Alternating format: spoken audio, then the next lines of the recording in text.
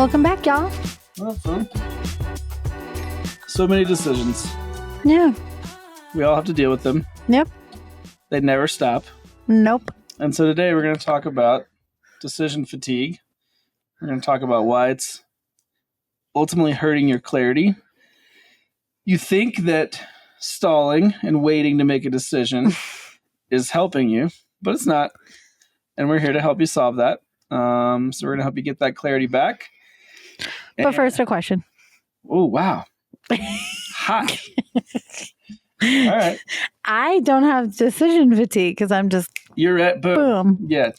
Okay, so you better come with the same type of answer. My question today about in highlights of decision fatigue is, what's a decision that just burns you the F out? It's the every single one of them.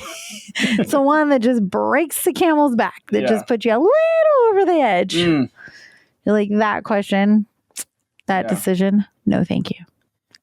Ready, set, go. Yeah, I got it. I know what it is. It is wrestling with the decisions. I'll zoom out and then I'll provide some like granularity. Wrestling with the decisions that are going to necessary to move the business forward, specifically around revenue. So like, where do you invest time, energy, resources? You know, and I think so. Another step down, it's what is the, not all money is good money. So who are the right people to work with? Right. So what is the ideal client? Is it a good fit? Is this going to be the best allocation of our time? Do we feel like this is the best use of our team's talents? You know, there's, when you are responsible for other people and there's the weight of growth of an organization and a business on your shoulders, those decisions carry a lot of weight, right? You're like, well, it's revenue. It'd be good to grow the business. We can provide more people with opportunities. We can increase salaries. We can hire more people, all the things. But it's the wrong decision in that direction causes a lot more harm than it does good. And then I think the second layer of that is knowing where to put, again, time, energy, resources as it relates to what's actually going to move the needle. An example of that is, you know, it's easy to, if maybe we want to see revenue growth, or we're trying to, you know, meet our goals for the quarter or the year, or whatever, we're like, oh, let's, you know, hire a new marketing person. Let's do more marketing. Let's, you know, we need more Instagram. We need to spend more money on this, you know, this person or this group or this fractional individual or this, you know, agency. When the real work and the real decision that needs to be made might be, you know, the reason that we're not seeing growth is because we're not clearly communicating our value proposition. We don't understand the problem we're solving. Our language isn't strong there. We haven't packaged a solution that actually solves the problems for or is clear to our ideal customer.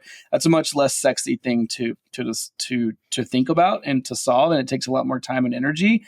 It also comes with a lot more decisions. And so we might, it's very easy to make a quick decision to invest in something else versus do the hard work of actually moving the needle. So there's, I think those are the decisions that weigh on me. Is like, is this actually the right decision, or am I just being lazy? Do I just have decision fatigue? Would I like to just solve this quickly versus solving it well?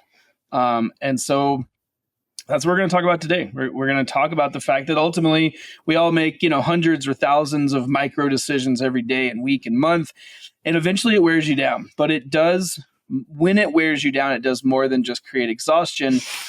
It's that fear of making the wrong decision that really stalls us, that really halts momentum, it halts clarity, it interrupts our communication skills. So in this episode, we are going to unpack how to actually do this well, how to lead with clarity when pressure's high. It's not if, but when, right? The decisions will not stop. We just need to develop a more robust toolbox. And we're going to get into that toolbox today. But first, tell us what decision fatigue actually is so that we can start on the same baseline. Yeah, so decision fatigue is the decreased quality of decisions after making too many. So this is why all of the billionaires in our world decide to wear the same shirt every day. Taylor tried it. He didn't like it. So he went back to his fashion vibes. No. I guess I'm not a billionaire, so maybe that's the problem. Yeah, maybe. I don't know. I'm like, I feel like that Mr. Fashionista would probably get worse with billions. So if it's not decision fatigue is not any decision or the one decision, it's too many decisions. One kind of sign of decision fatigue is overanalyzing, delaying, or avoiding. Typically, you're not lazy. You're in fear and you've just made too many. And so they're just starting to stack up and start to create the issues.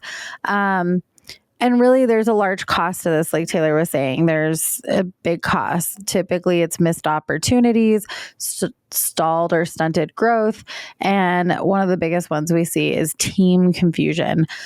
These are all signs or costs of decision fatigue that we see very prominently across the board. Doesn't matter the industry, doesn't matter the position. We see these things when there is decision fatigue happening.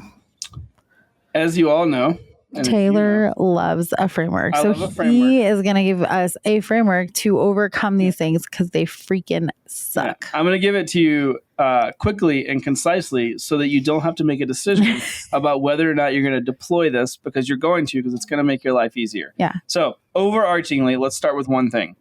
The first thing is that you need to categorize your decisions based on one very clear fact, is that you don't have to own, or you shouldn't own, all decisions.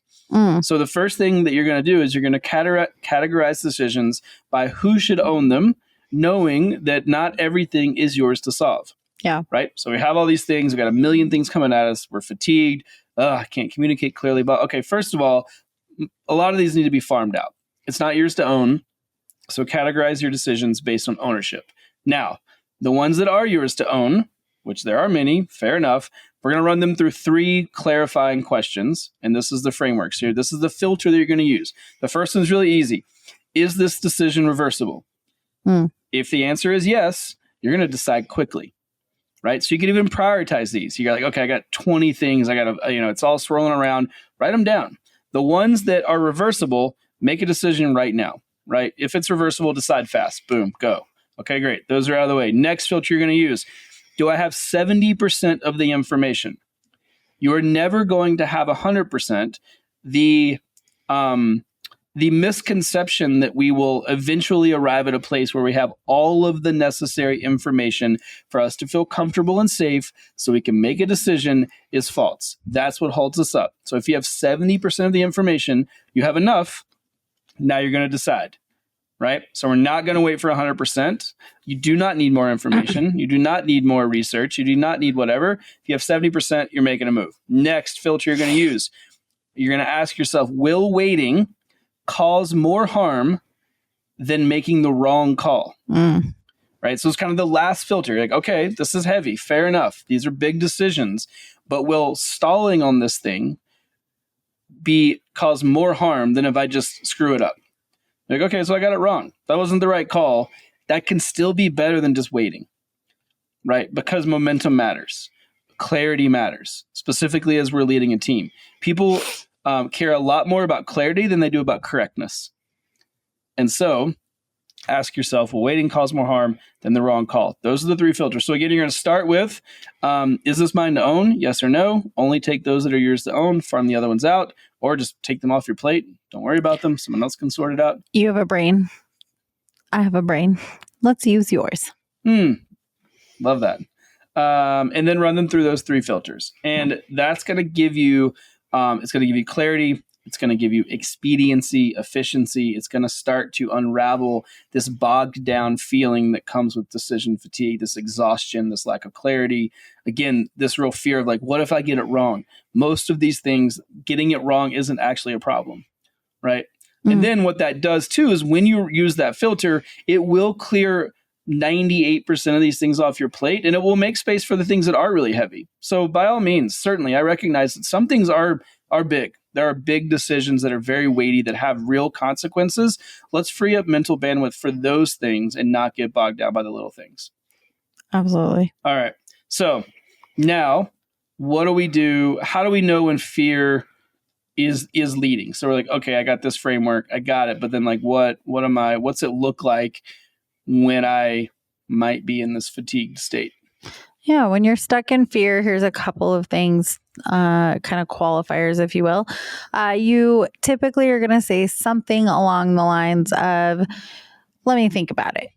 And then you don't decide. Mm-hmm. And then you just keep thinking about it. It keeps coming up and you just... One's classically coupled with, I need more information, which is false. Yeah. Or let me talk to my XYZ. We got CFO the other day. Yeah, like I need to think about it, which then means to what end, right? Like what are the objectives? There is no more, and then you don't decide. So normally you don't need more time. You just need to make the decision and move on and save everyone. Yeah, you need more clarity, not more information. Yeah. Right? That's an internal thing. That's an us problem to solve, not an external, the world needs to give me more of X, Y, and Z. No, like you need a better system to get clarity so that you can move forward. Yeah. You need a better system to make decisions. Those like use my frameworks like Taylor just mapped out. Your team delays action because they're waiting on you. This one's costing you so much money and time. And it's probably costing you your best people. And the last one is people stop bringing problems to you because they don't trust that you're going to move on it. These last two we see all of the time. And this is what costs leaders a ton of money, a ton of frustration, and a ton of efficiency. So if your team is interacting in a way that they're not getting things done, there's things not moving forward, you can't get things accomplished, you've had the same meeting 4 times with the same people and no one is actually moving, it might be you. So take a minute and look internally. If you're leading around people, then you probably need to make a change. Or if people are leading around you, you need to make a change for sure. So the solution is simplify. Use templates or Taylor's framework, playbooks, and empower your team to make decisions. And hopefully they're the right decisions. But if they're not, then you're going to be able to deal with it. Yeah. Not making a decision is a decision. So make the decision. And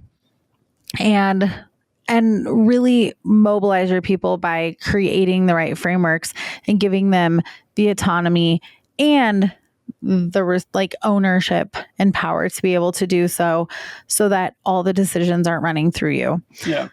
And what that does is it's going to normalize clarity over perfection, right? Again, so they make the wrong decision. It's better done than perfect. Yeah. I mean, so many instances like done's better than perfect. Like just move on, right? Speed is a marker, is a metric that matters, right? And efficiency, momentum, and this stalled out lack of clarity has a very, very real cost. So when you start to communicate that well, what that does again is it builds a culture of clarity. It builds also a healthy culture around failure, right? I got it wrong. No, that wasn't right. Okay, that's fine. What did we learn? Move on.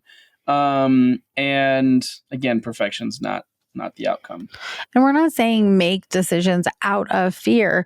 We're saying make decisions in a timely manner so they're not weighing on you energetically. That's what creates decision fatigue, is those decisions that just wear you down because you've tabled them in the back of your mind and they're still there weighing you down. So make the decision in a calculated, time effective way. And if you've thought about something for more than a few days, then it's probably time to make a decision. I mean, we have clients that, lead companies and large teams, but struggle to make decisions about what car they're going to buy.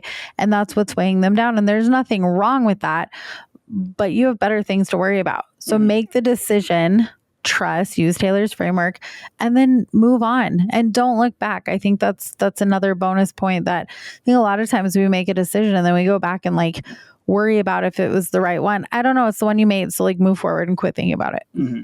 It doesn't do you any good. You've already made the decision. Most of the time you can't go back. A lot of times you can't go back, and just like own the decision and move on. Yep. So leadership challenge. It's your turn. You get to do leadership challenge today. What a day. I know. What did I do to deserve this? Wow. So lucky. I have so many people to thank. This one's easy. And I really hope that everyone takes it to heart. I hope you move on it. The leadership challenges, I want you to pick one decision that you've been avoiding, and I want you to make it today. Just do it right now. 30 minutes. Set a timer. Do better, faster, go. Yeah. The thing that's been bogging you down, the thing that you're waiting on, the thing that you put in the other bucket in your mind, you put a pin in proverbially that you just do it. Like, just make the decision. Again, use the framework. You have 70% of the information. Is it reversible? More harm to not make it to stall than to actually make the wrong decision. Run it through those filters and then make the decision and watch how much mental bandwidth you get back. There is so much weight that gets removed. There, we all have those things that we're putting off. Make it today. And again, what you're going to start to do when you do that, specifically as it relates to your culture and your team and how you communicate, is you're going to start again to normalize that clarity over perfection. It is better to make the decision, given the information we have, show up in that space with as much confidence as you can, over waiting around for some, world where, perfection exists and it's never going to happen. So pick a decision, make it today, and watch how things really start to turn around. And if you need support, if you want to drop us a note, let us know what's working, what's not, what the decision you're wrestling with is. We'd love to hear from you. You can find us at impactinitiative.network and see what we're up to. We got lots of cool stuff going on. We just wrapped up an incredible event, our week in Colorado with Colorado Startup Week, and a retreat for our Business Accelerator for the health and wellness space. So many great things going on. Lots to come in October and November. So stay tuned. You can find all of that information in the show notes, as well as on our website. Again, that's impactinitiative.network. And until then, we'll see you on Impact Minded. Bye, y'all.